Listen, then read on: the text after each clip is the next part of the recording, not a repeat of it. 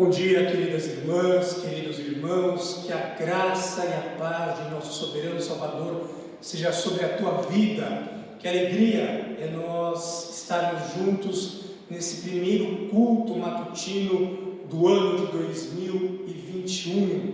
Nós vamos iniciar esse culto fazendo uma leitura que está no profeta Jeremias, livro do profeta Jeremias, capítulo 23.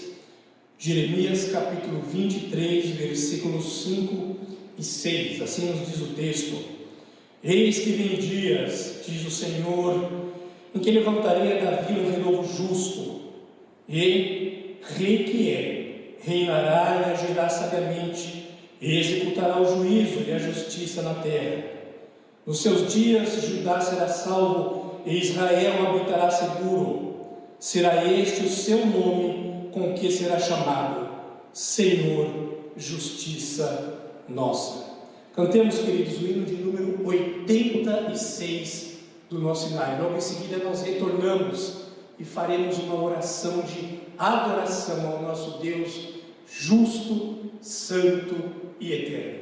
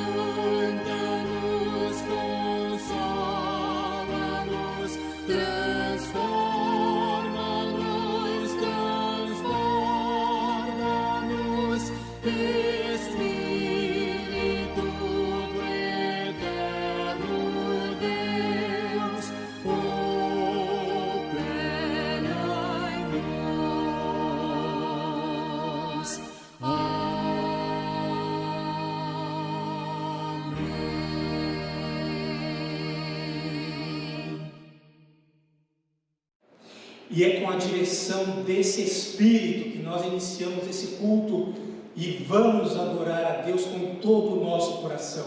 Oremos nesse instante. Senhor, nós somos gratos a Ti porque temos a oportunidade de adorarmos ao Teu santo nome. Nós Te exaltamos, Te engrandecemos na beleza da Tua santidade. E reconhecemos, Senhor, que não há outro Deus a não ser Cristo Jesus, o nosso Senhor. Te pedimos que o Senhor conduza todos os atos desse culto que iniciamos agora. Que tudo que façamos aqui, Senhor, tanto as leituras, os cânticos, a pregação, as orações, que tudo seja feito para exaltar e bendizer ao nome do grande Rei, Senhor Jesus.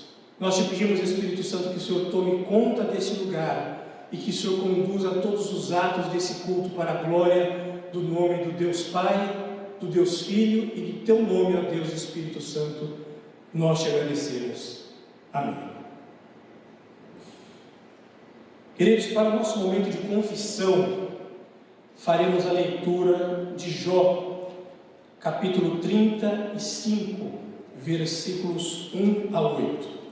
Jó, capítulo 35, versículos 1 a 8. Você por acaso já duvidou alguma vez da justiça de Deus? Você já duvidou que Deus, o Deus Criador, é um Deus justo? Vejamos o que nos diz o texto. Jó 35. Disse mais Eliú: Achas que é justo dizeres, maior é a minha justiça do que a de Deus? Porque dizes, de que me serviria ela? Que proveito tiraria dela mais do que do meu pecado? Dar-te-ei a resposta a ti e aos teus amigos contigo. Atenta para os céus e vê, contempla as altas nuvens acima de ti. Se pecas, que mal lhes causas tu? Se as tuas transgressões se multiplicam, que lhe fazes? Se és justo, que lhes dás ou que recebe ele da tua mão? A tua impiedade só pode fazer o mal ao homem, como tu mesmo, e a tua justiça dar proveito ao Filho do homem. Queridos, quando nós observamos esse texto, nós vemos que Eliú está chamando a atenção de Jó, porque Jó, em um determinado momento, você que conhece a história de Jó, em um determinado momento, Jó desconfiou da justiça de Deus. E todos nós, às vezes, ainda que por um relapso de tempo, por uma fração de segundos, vem à nossa mente a pergunta: com tudo isso que está acontecendo, será que Deus é um Deus justo? Certamente, queridos irmãos, justiça é um dos nomes de Deus. E nós vamos orar nesse momento, pedindo que Ele perdoe os nossos pecados e perdoe também todas as vezes que nós desconfiamos da sua bondade, da sua graça, do seu amor e da sua justiça. Oremos. Senhor, nós reconhecemos a nossa fragilidade espiritual. Conhecemos, ó Deus, que muitas vezes os nossos pensamentos não são pensamentos bons. Pelo contrário, são pensamentos maus que ofendem a Tua santidade. Muitas vezes com tantas coisas, ó Deus, que se chegam até nós, com tanto sofrimento, com tanta dor, com tanta angústia, com tantos desafios, nós muitas vezes chegamos a desconfiar da Tua justiça. Mas nós não podemos esquecer que um dos nomes de Deus é o Senhor, justiça nossa. Que o Senhor se revele a nós, ó Deus, como um Deus misericordioso, bom, reto e justo. Não justo aos nossos próprios olhos, mas justo conforme a Tua soberana grandeza. Ajuda-nos, ó Deus, a reconhecer o nosso pecado e perdoa-nos, em nome de Jesus. Amém. Queridos, nós vamos fazer agora leitura para esse momento de compromisso, de fé e gratidão. Faremos a leitura de Amós, capítulo 9, versículos 11 a 15. Livro do profeta Amós, capítulo 9, versículos 11 a 15. Assim nos diz o texto, Amós 9, 11 a 15.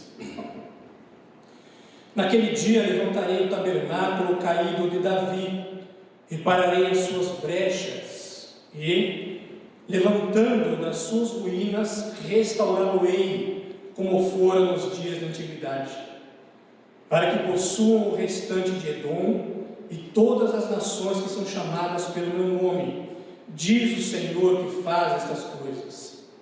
Eis que vem dias, diz o Senhor, em que o que lavra segue logo o que ceifa, e o que pisa as uvas ao que lança semente. Os montes destilarão mosto, e todos os outeiros se derreterão. Mudarei a sorte do meu povo de Israel, reedificarão as cidades assoladas e nela habitarão. Plantarão vinhas e beberão o seu vinho, farão pomares e lhe comerão fruto.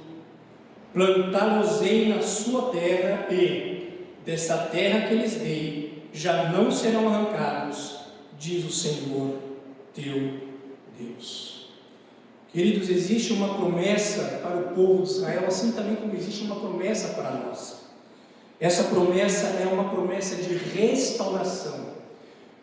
E aí nós podemos ver, inclusive, os diversos verbos que são apresentados a nós aqui: reedificarão, habitarão, plantarão, beberão, comerão, farão.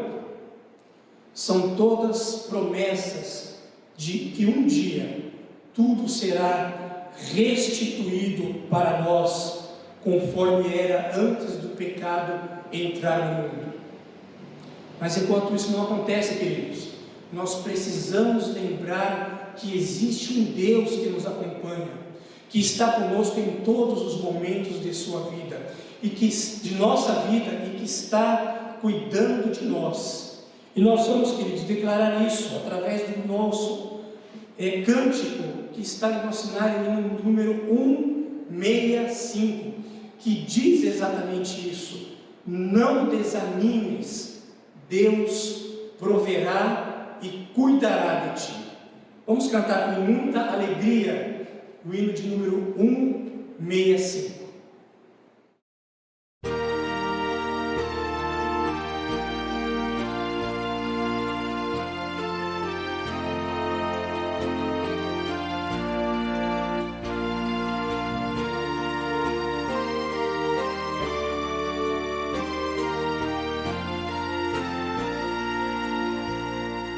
Não desanimes, Deus proverá, Deus velará por ti, com suas asas te cobrirá, Deus velará por ti,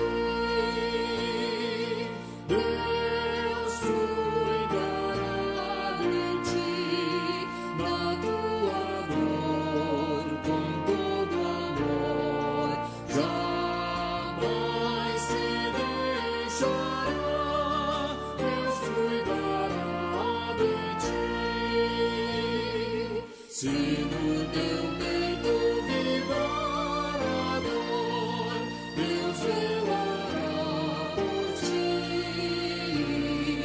Tu já provaste seu grande amor, Deus velará por ti.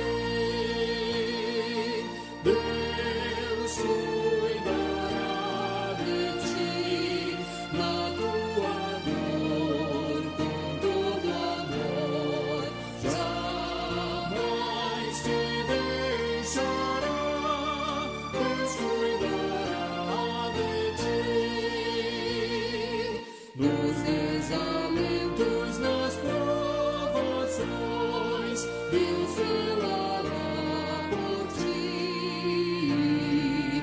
Nas desventuras, nas tentações, Deus velará por ti. Deus cuidará de ti, na tua dor, com todo amor, jamais te deixará, Deus cuidará de ti.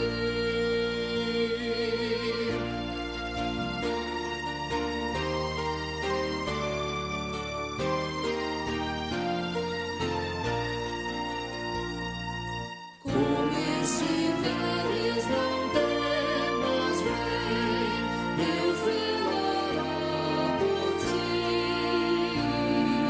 Teu Pai bondoso te espera além, Deus velará por ti.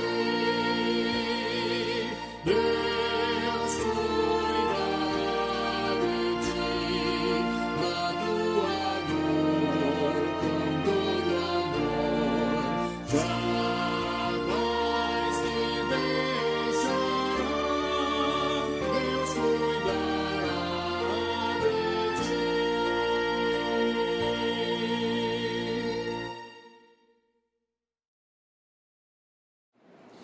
Que promessa maravilhosa para nós, queridos, é sabermos que temos um Deus que cuida de nós, ainda que passemos por dificuldades, ainda que passemos por momentos desafiadores. Certamente o Deus em que nós conhecemos e que nós acreditamos está cuidando de nós, e nós vamos agradecer a Ele nesse momento pelo grande amor revelado a nós através do seu Filho bendito Jesus.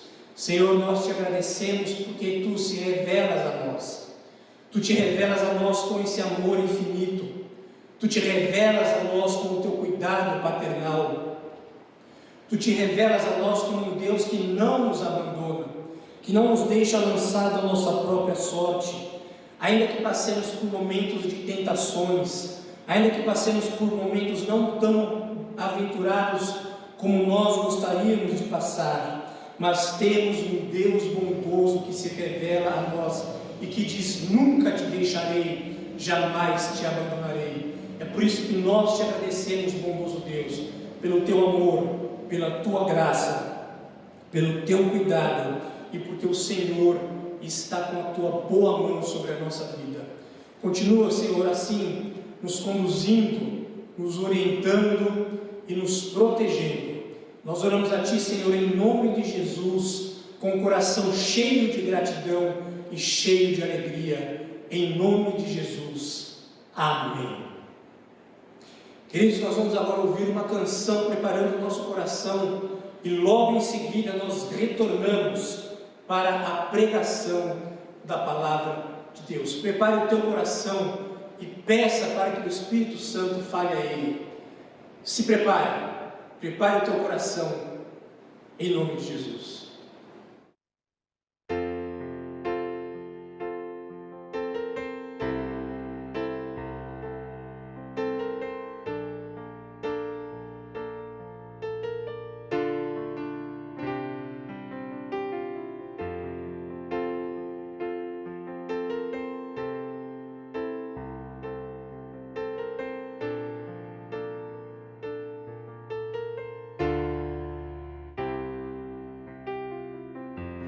Não se turbe o vosso coração, crede em Deus e também em mim. Na casa de meu Pai há muitas moradas. Se não fosse assim, eu não teria dito: vou preparar-vos um lugar. Eu virei e vos levarei para mim mesmo. Vós conheceis o caminho para onde eu vou. Eu sou o caminho, a verdade, a vida. Ninguém vem ao Pai a não ser por mim. Em verdade eu vos digo, porque eu vou para o Pai. Mas aquele que crer em mim, obras maiores fará.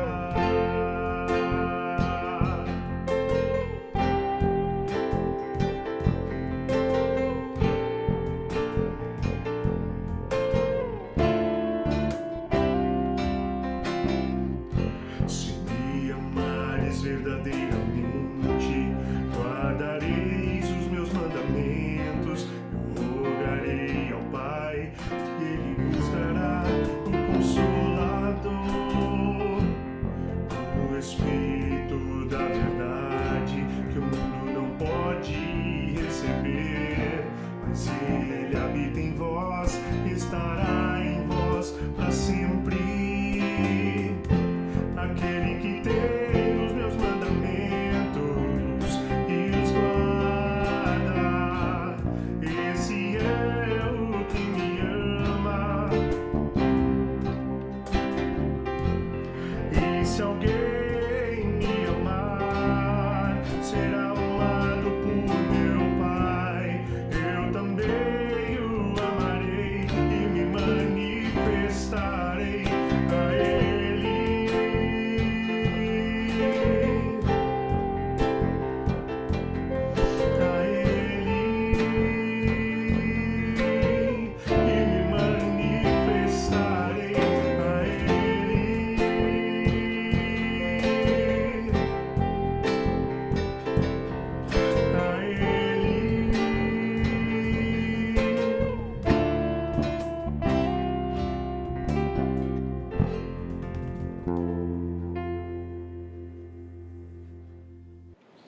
Livro do profeta Amós, capítulo 1, versículos 1 e 2. Amós, capítulo 1, versículos 1 e 2. A minha Bíblia está na página 1139. Amós, capítulo 1, versículos 1 e 2, assim nos diz o texto. Palavras que, em visão, vieram a Amós, que era entre os pastores de Tecoa, a respeito de Israel nos dias de Uzias, rei de Judá, e nos dias de Jeroboão, filho de Joás, rei de Israel, 2 anos antes do terremoto. Ele disse: o Senhor rugirá de Sião e de Jerusalém e fará ouvir a sua voz. Os prados dos pastores estarão de luto, e secar-se-á o cimo do Carmelo. Oremos. Senhor, nós damos graças a Ti, ó Deus, porque nós temos a oportunidade de livremente lermos a Tua palavra em nossa nação. O pedido que eu tenho, Senhor, nesta manhã para fazer para Ti é que o Senhor fale ao coração dos meus irmãos, da mesma forma que o Senhor falou ao meu coração na hora que eu estava preparando essa mensagem. Que as janelas, não apenas da nossa mente, mas do nosso coração sejam escancaradas agora, Senhor. E que aquilo que eu não posso falar aos ouvidos dos Teus filhos, que Teu Espírito fale, porque é Ele que nos ensina, que nos conduz e que aquece ao nosso coração. Nós Te pedimos, Senhor, fala com o Teu povo, que toda ação que queira afastar a mensagem do coração do Teu povo ou atrapalhar essa mensagem, que seja repreendida em nome de Jesus, e que Cristo seja exaltado através dessa pregação. Amém.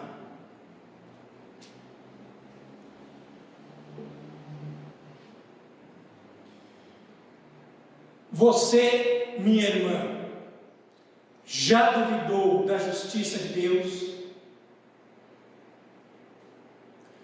Você, meu irmão, já duvidou da justiça de Deus? Você, amigo que me assiste, já chegou a pensar dentro do teu coração: será que Deus realmente é um Deus justo? Amós é um dos profetas que mais me chama a atenção. Embora ele não seja mencionado em nenhum outro lugar na Bíblia,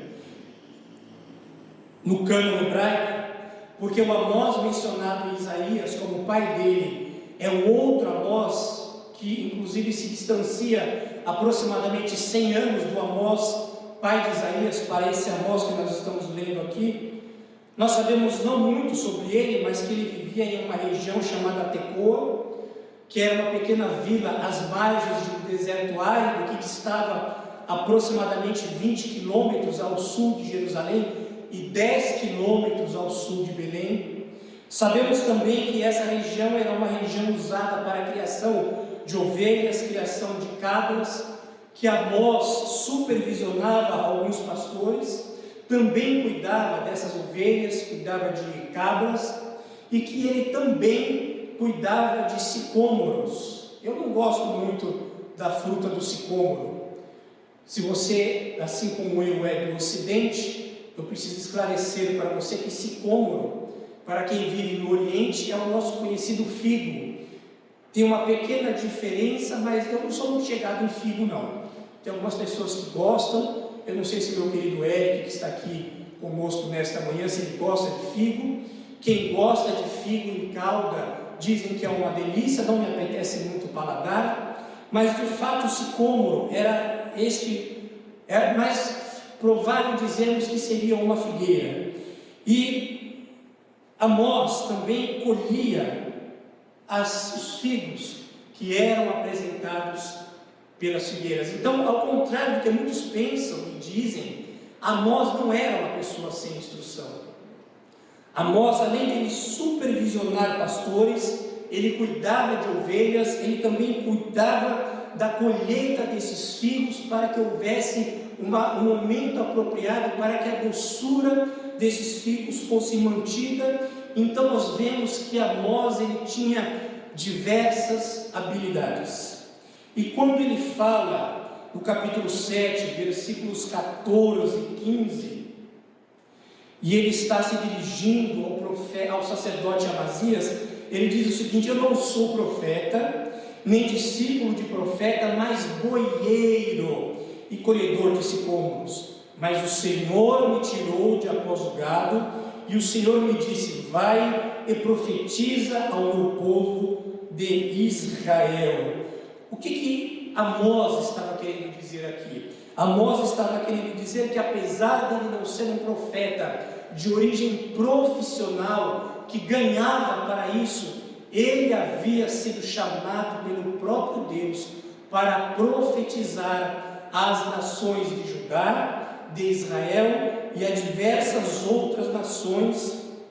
E já no capítulo 1, no versículo 1 que nós lemos, Amós abre aqui o jogo, o que ele veio fazer. Ele diz aqui que ele veio ser emissário da acusação de Deus contra o povo de Israel, contra o povo de Judá e contra outros povos que evidentemente haviam quebrado os requerimentos do Deus Yahvé. E vejam que aqui, em primeiro lugar, o profeta diz que o Senhor rugirá de Sião, e de Jerusalém se fará ouvir a sua voz.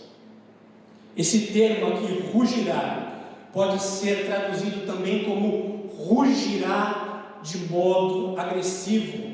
Aqui Deus está sendo comparado a um leão que está pronto para atacar. E Amós, como pastor, entendia muito bem essa metáfora que apontava como o rugido de Deus, que seria um instrumento para julgar as nações, mas fazendo uma referência à agressão da Assíria aos povos que estava por vir. Em segundo lugar, o texto nos apresenta a expressão fará ouvir a sua voz. A ação de Deus envolve a sua voz, e assim a interpretação literal pode-se considerar uma revelação da palavra de Deus, da vontade de Deus, assim como está escrito no capítulo 3, versículos 7 e 8. Certamente o Senhor Deus não fará coisa alguma, sem primeiro revelar o seu segredo aos seus servos, os profetas. Rugiu o leão, quem não temerá? Falou o Senhor Deus, quem não profetizará? Queridos, o rugido de Deus, ele não é apenas uma referência às palavras secretas do profeta, mas é também um aviso de julgamento, um símbolo de ataque às diversas nações, como por exemplo, Judá aqui já foi mencionado e Israel também já foi mencionado por Amós como um grande terremoto, como nós vimos aqui no versículo 1 do capítulo 1. Amós fala de um terremoto que era uma advertência e uma demonstração do ataque do Deus que já começara a rugir. Mas em terceiro lugar, os prados dos pastores estarão de luto, e secar-se-á o cimo do Carmelo. Nós sabemos aqui que a seca era um símbolo da ira de Deus, e aqui aparece como o julgamento de Amós. Quando Deus passasse pelo meio das nações, ele rugiria, ele destruiria a terra. E para um pastor como Amós, duas das maiores ilustrações que poderiam ser apresentadas seria a devastação, seria a sequidão do pasto do rebanho e o viçoso cume do Carmelo, ou do Monte do Carmo, que na verdade, ao contrário do que significa o seu nome Carmel, que significa vinha do Senhor, campo fértil, o Monte Carmelo, ele seria totalmente devastado, porque quando acontecesse de todo o capim acabar, e as vinhas das árvores se secassem, e as vinhas do Carmelo murchassem, o povo de Israel certamente se aperceberia que a mão de Deus estava entrando em ação naquele momento. E nós observamos, amados irmãos, que não são apenas os pecados do povo de Israel que são apresentados no livro de Amós. Mas também outras nações são julgadas por causa do seu pecado. E dentre esses pecados nós vemos a violência, nós vemos a desumanidade e nós vemos a injustiça cometida em especial contra o pobre, contra as pessoas. E dentre essas nações estão as nações de Edom, de Tiro, de Amon, de Moabe. E o versículo 11 do capítulo 5 nos chama a atenção sobre essa questão. Vejam o que está escrito no versículo 11 do capítulo 5. Portanto, visto que pisais o pobre e dele exigis tributo de trigo, não habitarei nas casas de pedras lavradas que tendes edificado, nem bebereis do vinho das vides desejáveis que tendes plantado. Observem que texto mais atual do que esse. Enquanto aos pobres são exigidos tributos além da conta, enquanto os pobres viviam em casas feitas de tijolos, os ricos, os governantes, viviam em casas de pedras lavradas, ou seja, viviam em mansões luxuosas. O latifúndio dos ricos, dos poderosos, das autoridades, cada vez mais aumentavam de tamanho, enquanto isso o povo cada vez mais era deixado de lado. Mas não apenas isso, o processo legal ele era manipulado, favorecendo interesses de pessoas específicas e não a justiça. Aliás, os tribunais eram utilizados para tirar vantagem do pobre e entregar àqueles que tinham autoridade, e tirar do pobre para entregar aos ricos, favorecer aos poderosos, favorecer aqueles que tinham poder em suas mãos.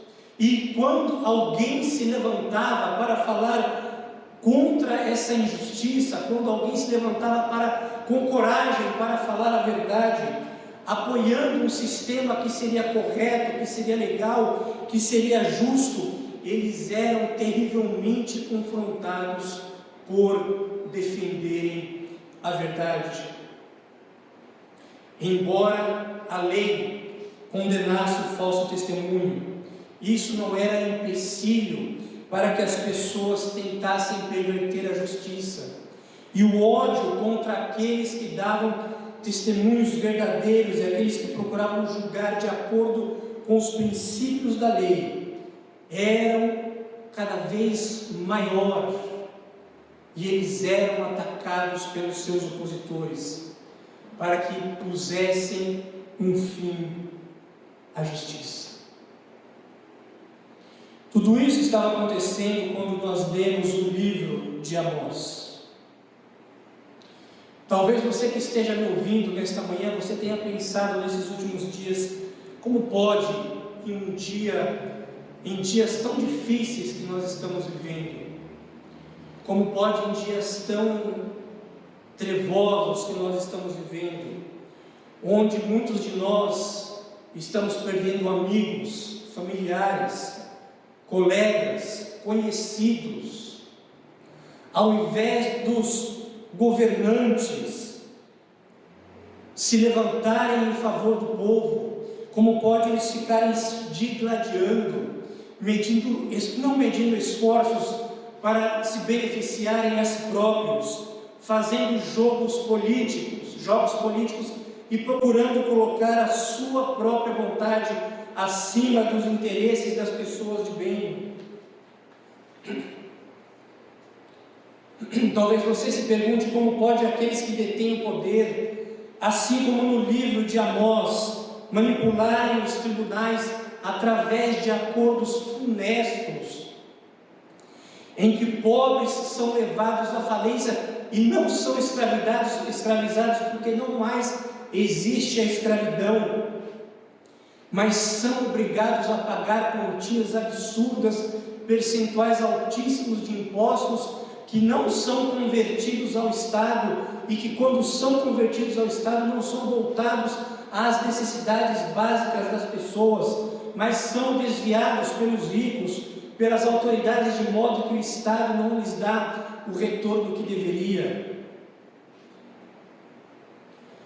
Como pode um judiciário que fez um juramento de, abre aspas, defender a Constituição e as leis da República, ao invés de agir de acordo com elas, exasperar em suas funções e, não poucas as vezes, fazê-las com o intuito de cada vez mais privilegiar não os menos favorecidos, mas os mais abastados? Como pode, em um país rico como o nosso, 6.000 pessoas morrerem? Eu ia falar de desnutrição, seria um termo mais ameno, mas vamos falar o termo correto. 6.000 pessoas morrerem de fome por ano em um país rico como o nosso. E aí você diz assim: mas será que Deus não vê tudo isso? Será que Deus não é justo o suficiente para encerrar com todas essas injustiças que são acometidas em nosso solo? Sim, Deus vê tudo isso. E um dia, Cristo vai entrar no grande palco da humanidade,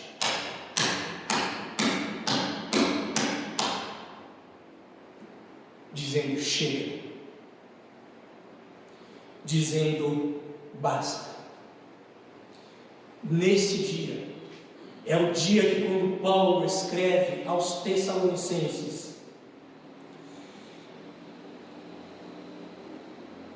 porquanto o mesmo Senhor, dada a ordem ao arcanjo, ressoará ouvida a trombeta de Deus, descerá dos céus, e os mortos em Cristo ressuscitarão primeiro.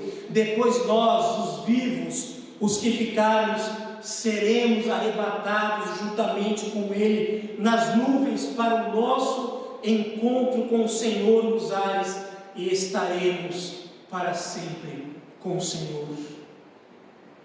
Consolai-vos uns aos outros com essas palavras.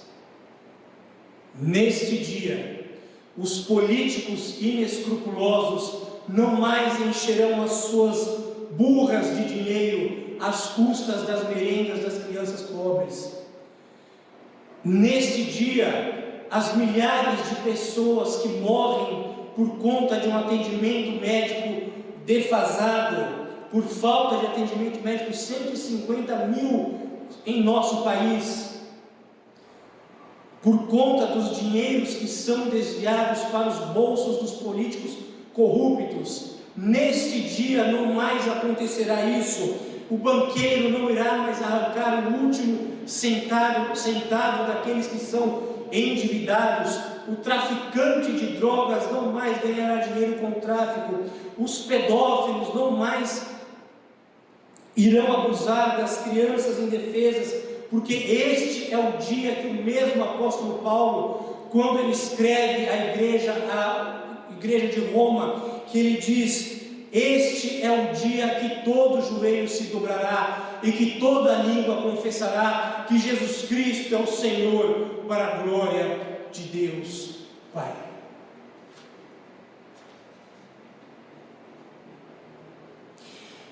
E aí você me diz: mas reverendo, ainda assim, enquanto isso não acontece, o que eu faço? O livro de Amós prenuncia o julgamento que vem de Cristo.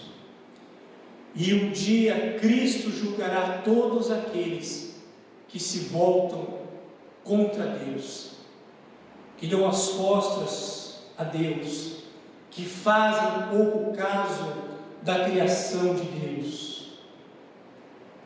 Mas eu preciso lembrar que antes de Cristo retornar ao mundo para julgá-lo, ele já veio uma vez após a sua ascensão aos céus.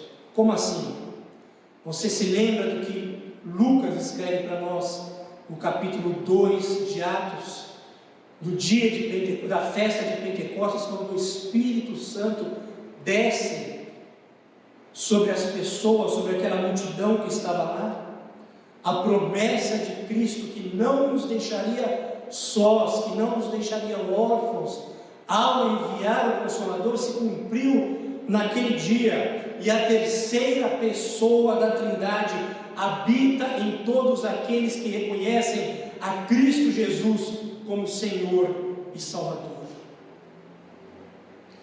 No início do nosso culto nós cantamos o hino de número 86, que diz: Espírito do Trino Deus, opera em nós, transforma-nos, transborda-nos, conforta-nos, consola-nos. Enquanto este dia não chega, o Espírito de Cristo, terceira pessoa da Trindade, está conosco para nos fortalecer, para nos guiar e para nos conduzir. Nós também, por ocasião desse culto de hoje, cantamos o hino de número 165, que diz assim: não desanimes, Deus proverá, Deus cuidará de ti. Não desanimes, Deus proverá, Deus velará por ti. Você não está lançado à sua própria sorte. Você não está aguardando uma decisão do governo para que as coisas melhorem. Você precisa confiar no Deus que te chamou. Você precisa confiar no Deus que deu aquilo que era de melhor por você e que está cuidando de você, que está velando por você e que te ama. Se você já recebeu a Cristo no teu coração, se você tem certeza que Ele é o maior amor da tua vida e que Ele cuida de você, que Ele está com você, tenha certeza disso. O Espírito do Trino Deus habita em você e Cristo está cuidando de você. Você é morada do Espírito Santo. E o Espírito Santo não é apenas o teu consolador, mas ele também é o teu auxiliador, o teu conselheiro, o teu fortalecedor, o teu encorajador, o teu aliado, o teu amigo. Não deixe que as tristezas e que os momentos desafiadores que todos nós passamos faça que você se abate, que você abaixe a tua cabeça. Levanta a tua cabeça, levante a tua cabeça e tenha certeza que Cristo está caminhando com você no barco. E lembre-se das palavras que Jesus disse e que foram registradas por João no capítulo 14, versículo 27. Deixo-vos a minha paz vos dou, não vou-la dou como o mundo a dá. Não se turbe o vosso coração, credes em Deus, crede também em mim. Como cristãos, precisamos de buscar os dons do Espírito Santo, mas principalmente devemos buscar do Espírito Santo a fé, a confiança e a paz, para que possamos passar por esses momentos, sabendo que a paz de Cristo, que excede todo o entendimento, superabunda o nosso coração. Não se turbe o vosso coração. Credes em Deus, credes em Cristo. Amém. Nós vamos orar agora, amados irmãos, e logo em seguida eu vou impetrar a bênção. Senhor, nós queremos exaltar e glorificar o Teu nome pela Tua palavra, porque o Senhor é um Deus que nos ama, que nos protege, que nos carrega no colo.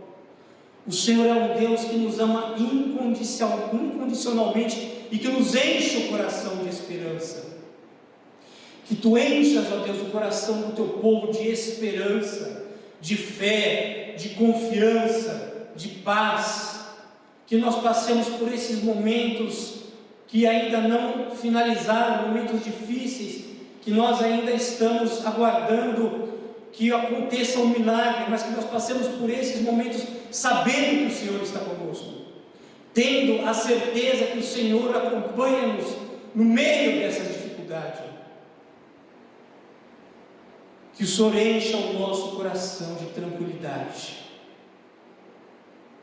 que no momento que aqueles que não têm tranquilidade, que não têm paz, que nós possamos olhar para eles e apresentar para eles o príncipe da paz.